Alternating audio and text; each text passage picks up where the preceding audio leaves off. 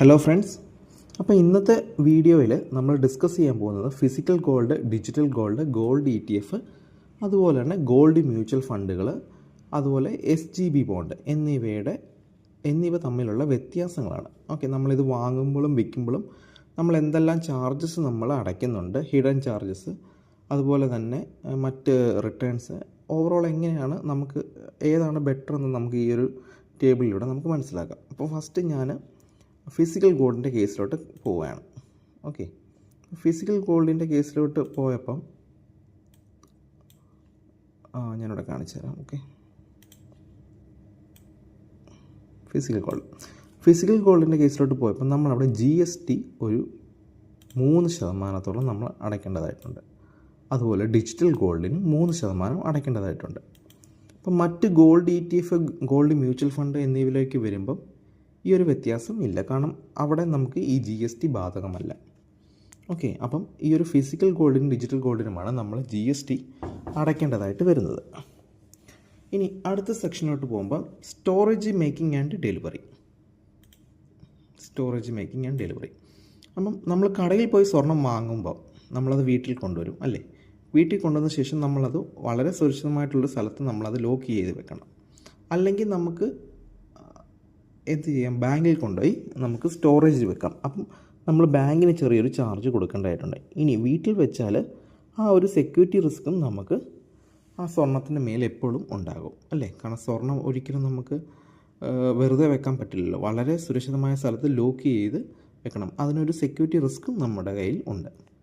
ഇനി നമ്മൾ ഡിജിറ്റൽ ഗോൾഡിലോട്ട് വരുമ്പോൾ ഈ ഒരു സെക്യൂരിറ്റി റിസ്ക് ഒന്നുമില്ല. പക്ഷേ നമ്മൾ ആ ഒരു ഫിസിക്കൽ ഗോൾഡ് ആ ഡിജിറ്റൽ ഗോൾഡ് നമ്മൾ ഫിസിക്കലിലോട്ട് കൺവേർട്ട് ചെയ്യുമ്പോൾ നമുക്കതിൻ്റെ ഡെലിവറി ചാർജും മറ്റ് ട്രാൻസാക്ഷൻ ചാർജുകളൊക്കെ നമുക്ക് അടയ്ക്കേണ്ടതായിട്ടുണ്ട്. അപ്പം ഇങ്ങനെ ഒരു പ്രശ്നം ഡിജിറ്റൽ ഗോൾഡിനും ഉണ്ട്. ഇനി ഗോൾഡ് ETF, ഗോൾഡ് മ്യൂച്വൽ ഫണ്ടുകൾ നമുക്ക് ഫിസിക്കലാക്കാൻ കഴിയില്ല. അതുകൊണ്ട് ഈ പറഞ്ഞ റിസ്കുകളൊന്നും അവയ്ക്ക് ബാധകമല്ല. ഇനി നമുക്ക് എക്സ്പെൻസ് റേഷ്യോയിലോട്ട് പോകാം. എക്സ്പെൻസ് റേഷ്യോയിലോട്ട് പോകുമ്പം നമ്മുടെ ഗ്ലോബൽ മാർക്കറ്റിലുണ്ടാകുന്ന വ്യത്യാസം ഈ ഒരു physical gold, digital gold, gold ETFൽ എത്ര പെർസെൻറ്റേജോളം ഫ്ലക്ച്വേഷൻ വരുമെന്നാണ് കാണിക്കുന്നത്. അങ്ങനെ വരുമ്പോൾ ഫിസിക്കലും ഡിജിറ്റലും നമുക്ക് ഇത് ബാധകമല്ല, എക്സാക്റ്റ് എമൗണ്ട് തന്നെയായിരിക്കും വരുന്നത്. പക്ഷേ ഗോൾഡ് ETFലും മ്യൂച്വൽ ഫണ്ടുകളും 0.5 to 1% വരെയുള്ള രീതിയിലുള്ള ഫ്ലക്ച്വേഷൻസ് കാണാൻ സാധിക്കും. അത് അതിൻ്റെ പ്രൈസിനെ ബാധിക്കും. ഓക്കെ, അപ്പോൾ അത്രയും പെർസെൻറ്റേജ് നമുക്ക് ചിലപ്പോൾ ലോസായിട്ട് വരാം. ഓക്കെ, ഇനി അടുത്തത് പോകുന്നത് നമ്മൾ ബ്രോക്കർ ആൻഡ് അതർ ചാർജസിലായിട്ടാണ്. Okay, broker and other charges. അപ്പം ഇങ്ങോട്ട് വരുമ്പോൾ നമുക്ക് കാണാൻ സാധിക്കും ഫിസിക്കൽ ഗോൾഡിനും ഡിജിറ്റൽ ഗോൾഡിനും നമ്മൾ ബ്രോക്കർ അല്ലെങ്കിൽ മറ്റ് അതർ ട്രാൻസാക്ഷൻ ചാർജസ് നമ്മൾ കൊടുക്കേണ്ടതായിട്ടില്ല.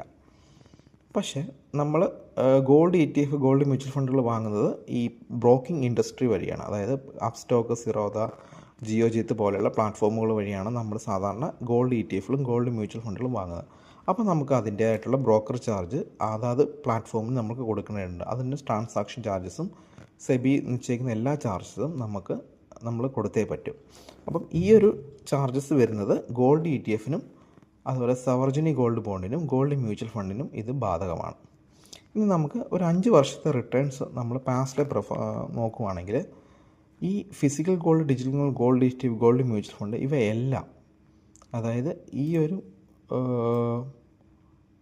3 സെക്ഷനുകളും നമുക്ക് ഓൾമോസ്റ്റ് 40%, അതായത് 40% റിട്ടേൺസ് തന്നിട്ടുണ്ട്. എന്നാൽ SGBയിലോട്ട് വരുമ്പോൾ നമുക്ക് 52% റിട്ടേൺസ് ആണ് വന്നത്. അതെന്തുകൊണ്ടാണെന്ന് വെച്ചാൽ SGBയിൽ നമ്മൾ ഉദാഹരണം നമ്മൾ 1 ലക്ഷം രൂപയാണ് ഇൻവെസ്റ്റ് ചെയ്യുന്നതെങ്കിൽ നമുക്ക് ആ 1 ലക്ഷം രൂപയ്ക്ക് 2.5% ഇൻട്രസ്റ്റും കൂടെ RBI നമുക്ക് തന്നുകൊണ്ടിരിക്കും. അതായത് ഗോൾഡിൻ്റെ റേറ്റ് കൂടുന്നതനുസരിച്ച് ആ എമൗണ്ട് കൂടും. അതുപോലെ തന്നെ 2.5% ഇൻട്രസ്റ്റും കൂടെ നമുക്ക് എന്ത് കിട്ടും, RBIയുടെ കയ്യിൽ നിന്ന് നമ്മൾ FD ഇടുന്ന മുമ്പ് നമുക്കൊരു 6-7% ആ എമൗണ്ടിന് കിട്ടുന്ന പോലെ തന്നെ ഈ ഒരു എമൗണ്ട് കൂടെ നമുക്ക് കിട്ടും. അങ്ങനെയാണ് നമുക്ക് ഈ ഒരു 52% പോകുന്നത്. അതുപോലെ തന്നെ ടാക്സ് ഡിഡക്ഷനും നമുക്ക് അതിൽ ആപ്ലിക്കബിളാണ്. അങ്ങനെ നമുക്ക് SGBയിൽ നമുക്ക് ഏറ്റവും കൂടുതൽ കിട്ടുന്നത് 52% ആണ്. പക്ഷേ ഇതിൻ്റെ ഒരു പ്രശ്നം എന്താണെന്ന് വെച്ചാൽ SGB എപ്പോഴും നമുക്ക് വാങ്ങാനോ വിൽക്കാനോ കഴിയില്ല. അതായത് RB ഇഷ്യൂ ചെയ്യുന്ന ഡേറ്റിൽ മാത്രമേ നമുക്കിത് വാങ്ങാനും RB ഇഷ്യൂ ചെയ്യുന്ന സൈസിൽ നമ്മുടെ അനുസരിച്ചുള്ള ഫണ്ടുകൾ നമുക്ക് വാങ്ങാം. അപ്പോൾ ഇതിനു വേണ്ടി നമ്മൾ വെയിറ്റ് ചെയ്യേണ്ട ഒരു വലിയ കാര്യമുണ്ട്. മറിച്ച് ഫിസിക്കൽ ഗോൾഡോ ഡിജിറ്റൽ ഗോൾഡോ ഗോൾഡ് ETF നമുക്ക് ഇങ്ങനത്തെ ഒരു അത്രമാത്രം വെയിറ്റ് ചെയ്യേണ്ട കാര്യമില്ല. മാർക്കറ്റ് ഓപ്പൺ ആകുന്ന സമയത്ത് മ്യൂച്വൽ ഫണ്ട് ഗോൾഡ് ETF വാങ്ങാം. അതുപോലെ തന്നെ ഫിസിക്കൽ ഗോൾഡ് നമുക്ക് കടകളിൽ പോയി എപ്പോൾ വേണമെങ്കിലും വാങ്ങാം. കടകൾ ഓപ്പൺ ആയിരുന്ന സമയത്ത് എപ്പോൾ വേണമെങ്കിലും നമുക്ക് വാങ്ങാൻ പറ്റും. ഇനി നമുക്ക് അതിൻ്റെ എഫക്റ്റീവ് റിട്ടേൺസിലോട്ട് പോവുകയാണെങ്കിൽ നമുക്ക് കാണാൻ സാധിക്കും 37% ഫിസിക്കൽ ഗോൾഡും ഡിജിറ്റൽ ഗോൾഡും ഗോൾഡ് ETFും തന്നിട്ടുള്ളത്.